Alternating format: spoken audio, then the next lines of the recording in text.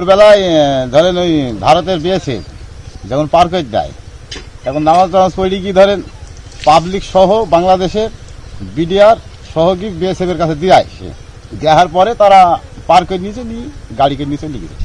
আমাদের বাংলাদেশে মাঝে মধ্যেই লোক পাঠায়, আমরা এটা শুনতে পাই আবার দেখতেও পাই। এটা পাঠায়নি ভারত সরকারের ঠিক হয় না। পুরুষ হলো 2 জন, মহিলা 1 জন, 3 জন। আমরা সহ পার করে দিয়েছি ধরেন বিএসএফ নিচে নিয়ে গাড়ি করে নিচে নিয়ে গেল তারা ভারতে। ভারত সরকার যদি চায় তার দেশে আমাদের বাংলাদেশের লোক যদি মানে থাকে আর কি, যদি 2-5 বছরের মধ্যে বা 2-1 বছরের মধ্যে কোনো কারণে যদি গিয়ে থাকে তাদেরকে চিহ্নিত করি বাংলাদেশ এর বিজিবি অথবা ঊর্ধ্বতন কর্মকর্তাদের সাথে যোগাযোগ করি লোক সেখানে বাছাই করে হয়তো 2-8টা যদি থাকে পাঠাইতে পারে। কিন্তু এই যে একভাবে ঢালুয়াভাবে যে জায়গা ভিত্তিক যে লোক পাঠাইছে এতে তো আমাদের দেশের ভারসাম্য ক্ষতি হয়েছে।